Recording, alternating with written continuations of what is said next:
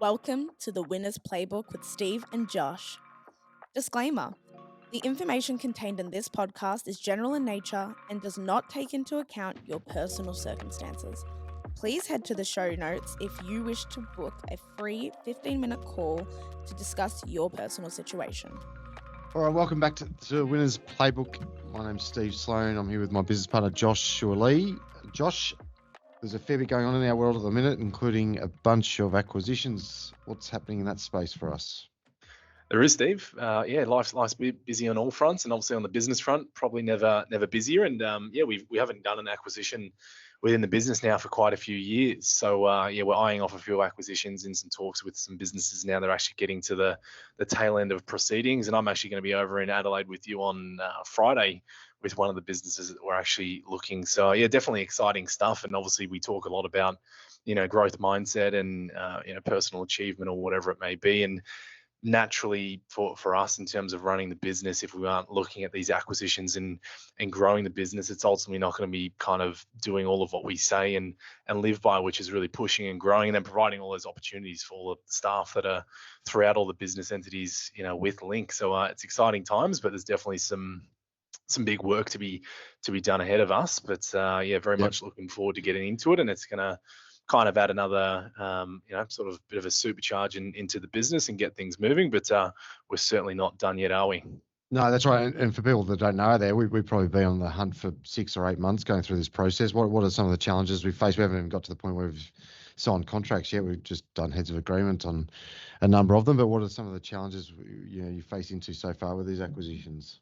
Well, I think the biggest thing is, we've obviously gone through some acquisitions and, talking about our industry, which kind of got ripped apart in 2018, 2019, post-Royal Commission. And there was a lot of consolidation at that point in time and a lot of small practices kind of shutting the doors. And then a lot of that's kind of happened. And now some of those acquisitions out there, they're just not as easy to kind of get on board. And then there's the whole dynamic of some of the ones that we've done in the past. We actually haven't taken on any staff because it was just one advisor and they were retiring. So there was no staff to really take on at that point. But, some of the ones that we're now having to look at actually have staff involved that would then need to be managed. And probably the biggest thing there is that transition and, are they culturally aligned to how we operate it at Link? Because I think every single business is kind of like your fingerprint. It's, your culture is unique to your business, and we obviously have a unique culture here at Link. So that's some of the struggles that you kind of have to contend with, all with negotiation and all of that back and forth that can happen. So it's definitely all fun and games, but it's all going in the right direction. But I know you've certainly got a lot more experience on this side of the fence than I have, Steve, with acquisitions. What about some of your learnings over the years with buying other businesses and acquiring? What are some of your key takeaways there?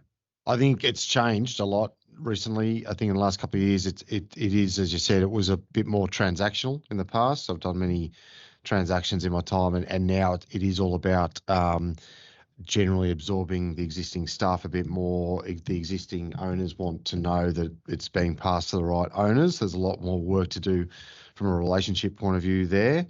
And sometimes they're requesting that the staff continue in some way, shape or form in the new business as well. So there's a lot more to work through these days than what it was in the past. But you've just got to do a lot of due diligence, which I'm finding, obviously a bit more challenging because it takes a lot longer to do, but that's okay. We're sort of getting there, and hopefully the work is going to pay off. But mate, that probably leads us into our topic this week. And as the listeners may be aware, we run 2 major companies. One's based in Melbourne and one's based in the Philippines, but we also have operations in Sydney, Brisbane and Adelaide. And some of these businesses that we're looking at buying are all interstate. One's in Adelaide.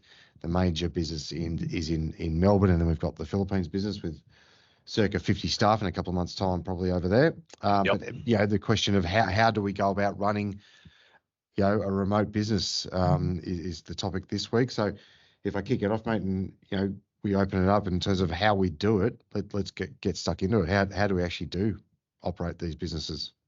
Yeah, and I think it's worth noting the dynamic shift post-COVID. I think I always talk about one of the only positives that come out of COVID was I think it forced a lot of businesses to adapt and be able to operate in any state. Like here in Melbourne, obviously we were locked down, one of the worst in the world. And if we couldn't, operate, or because we can't fly out and get to other states, like the business could virtually stop at that point. So I think COVID kind of sped up a lot of different dynamics, and really being able to then work remotely or from really anywhere in the world. It doesn't matter. Like we were in Dubai last year for a couple of weeks working there, going overseas later in the year. So that sort of, I don't know, states and boundaries don't really mean anything, I think, in the broader scheme of businesses these days. But in terms of running businesses interstate, I think a couple of the key things that we'll touch on, it really just comes down to the individuals in the team ultimately. And if you've got the right people on the bus, so to speak, then ultimately it shouldn't really matter where you are working from, if the people know what they need to do, and you've kind of really ingrained in that culture and what the business then stands for. If someone is where you're normally over in Adelaide, or if someone's in Queensland or in another country, for that matter, it's it's completely fine. I guess with our Philippines business though, there's a lot of different things to contend with, because it's a different culture as well than how we are in Australia. And that's some of obviously the struggles that we've seen over the years. Is there's the Australian way of doing things, and then over in the Philippines they're just very, very different to us. And that's definitely, I think, been a learning curve over the probably the last sort of 4, 5 and 6 years with that business, is understanding what actually makes them tick and motivate, and how they approach things, because they're probably not as sometimes confrontational as say we can be in Australia, of which having those conversations can be quite easy. But then for some of them it's actually not as simple as that. So being, I think, flexible and willing to adapt is probably the biggest thing for any business owner or anyone that's trying to operate cross border or whatever it may be. I think you just have to be flexible and willing to adapt it at any point in time, because the world can always change. But what are some of the key things, Steve? Because you're actually, I remember when I came into the business, you were always flying into Melbourne basically every week, but now you're kind of here every fortnight, or sometimes even longer. You're not even in Melbourne, which is where the headquarters are. So what are your takeaways from being a part of the business and running it, and not even being in the state most of the time? Yeah. So look, for people there that don't know, I live a lot of the time in Adelaide. Obviously the headquarters is Melbourne, and then we've got the business in Philippines, and I'm often in Sydney, and then sometimes Brisbane as well, and then I'm traveling elsewhere around the world, and often, even if I'm traveling for holidays, working at the same time. So look, probably prime example, I think, of being able to do or run businesses from remote aspects. The key items that clearly have to be mentioned, I think, is the culture. And I think it's from day one, I've always had that culture at Link, where I've got no interest in looking at a time clock of what my staff are doing, and they've got full flexibility. And as soon as you implement that culture into the team, they take ownership. And sure, some people don't survive that culture, but most the guys and girls I do have that. And so if you give them that power to just run their own show and get on with it, then you don't need to be sitting next to them to monitor them, right? Like, it's simple as that. As you said, COVID definitely helped that philosophy, because although I might have had it, COVID said to everyone, well, you have to do it, which definitely helps everyone. I think clear responsibility and boundaries, everyone knows what they need to do, when they need to do it, how they're going to do it. And I think that comes from the top. We've had a conference in the Philippines recently, we had a conference in Melbourne recently, and we set the clear goals and expectations of the firm. So you and I don't need to repeat each other all the time of what we're doing and why we're doing it and what we're here for, because we've said it, and we've said this is what we're doing over the next 3 years. Let's do it. So we set it from the top. We know exactly where we need to go. We know exactly what we need to execute on. Everyone knows their role. Everyone knows what they need to do. And sure, every year we increase roles, increase capacity, add new roles, career progression. That's all management material, which is part of our job. But setting clear expectations, roles, responsibilities, clear guidance on where the firm's going, and then give people the culture of the firm, which is just enjoy it but run with it. I think that's the key part. And if you do that, as you said, the world's your oyster. And we'll talk about in a minute about if people out there want to create businesses that are not in Australia and offshore, what they need to do. But if you do that, then you're pretty much on the journey to win that battle, I reckon. Yeah, and so what if we talk about the Philippines team then for a moment? Like, what were some of the biggest struggles that we faced in terms of setting that up? Because it's really has taken some work and a lot of effort to get it in and get the right people in there that have now been with us for 4 and 5 5 years, but setting up a base in another country is not easy, because it's not like you're not boots on the ground there Yeah. at all, really. We're Yeah. there a few times in the year. So how do we pull that off? Yeah. Well, good question. Definitely get the right people on the bus, right? Like we've definitely got the people off the bus that didn't suit the model and didn't come on the journey. So that's the key part, is the right people have to be on the bus to start with. And then I think when we've taken over the management of that for the last couple of years heavily, but even though we've done that, we're still not there, as you said. But even just delivering the right messaging from management is key. You need to deliver, be very clear on your messaging, be very direct in terms of not over the top in terms of confrontation, but just direct in terms of what the pathway is, when you need to do it, and lead the team. You've got to lead, and I say this to my staff or anyone that asks me about this. You've got to manage your offshore team harder than your onshore team. And what I mean by that is giving them that direction real hard and clear, and probably reiterating it more often. I think Aussies generally are probably pretty good at really being told once and sort of knowing where we're going. I think over there, and I think the culture sort of comes into this, you just need to give that extra level of support, extra level of direction, extra level of communication compared to Australia. And I think we've learned to do that pretty well for us. And I definitely have noted that. And I think going forward, everything I do, I just add another couple of levels to the communication, and that has seemed to fit. So if you combine the right team members with that communication, but also clearly the biggest issue, like we started that business with one person, right? So it'll have 50 people in a couple of months' time. So to do that though, we had to understand there was competition out there. And so and that clearly was an issue for us. You're up against big competition, and not just big competition, like really, really big companies. So how do you win that battle? Why do they come work for you, right? That's the question. Yeah. Why would they come work for us? And you've got to get your head around that fact that you've got to be competitive in this market. Yeah. And you've got to give them something that the others can't. And the culture's big, but there's also lots of other things, rewards and recognition, career development, communication, all of that goes into it. And I was very strong in career development from day one. I knew we had to deliver that from day one and give that pathway for them. And I think that's what we've executed well on. And we continue to work on that every single day. We're constantly working out, okay, what's the next model look like for these guys and girls over there? Where do we see their careers going? How do we performance manage that? How do we get the next tier in? So yeah, all of that comes into it. But I think career development is key. It's key for every team, whether you're onshore or offshore, but definitely a key focus for the offshore team. Yeah, 100%, Steve. So I see a lot of businesses as well that they, talking about remote working and actually not operating in an office space as well. And obviously within our business, we have most staff generally in most days, and do offer a hybrid model, because I think you have to in the current environment that we're in. But what's your take on the whole work from home, Steve, and work from home versus coming into the office and effectiveness, productivity? What's your honest opinion on that? Honest opinion, look, you got to have the balance. Clearly, we're in a new zone. It's got to be a balance. It's here to stay, the combination of. But clearly, in my view, you just don't get the output, both physically, mentally, everything in between, by being on your own at home. I purely believe you have to be interacting with your colleagues from a mental health point of view, from a productivity point of view, from an enjoyment point of view, for obviously business success point of view, clearly. So the 100% home wouldn't work for me. That's never going to be part of our vocabulary. I'm sure it's not part of yours either, because I truly believe you get more out of life by dealing with your colleagues and human interaction, and a lot more successful output, not just for the company, but for yourself, right? So yeah, look, but clearly it's here to stay. I get the work-life balance thing, especially for young kids and families and all that type of jazz. Totally understand that. And that it does work, clearly having that balance. So yeah, look, I think we sit on a 3 and 2, 3 days in, 2 out. I think that's a good combo. I think it works quite well for us.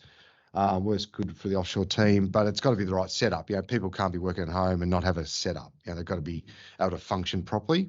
But if they've got that set up, ready to go, walk in, I think the studies probably show that they do more work in terms of work, but in terms of output and enjoyment of work, and idea generation, for amongst your colleagues.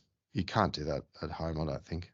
No, I think it depends upon industry. And I reflect on the times with COVID where we were trapped in Melbourne and just at home. And don't get me wrong, I reckon that was probably some of the most work I've ever been able to do, because that was when I was living far away from the office and I didn't have any commute.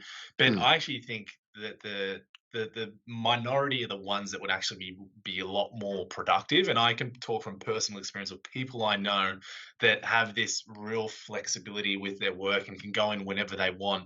And, some of the stuff I see in here is just, if the big companies knew what was going on, like, those people probably wouldn't be working in that business no longer. And, I think there's nothing better than that, sort of think tank and having everyone in the team, particularly for us in the businesses that we operate. Like, you have to have that contact with people, and that's how we can deliver the best outcomes, because it's not one brain that makes the best decision. It's all of us collectively that come up with the best ideas, and whether that be for our clients or even growing the business. It's I think it's that having some, totally.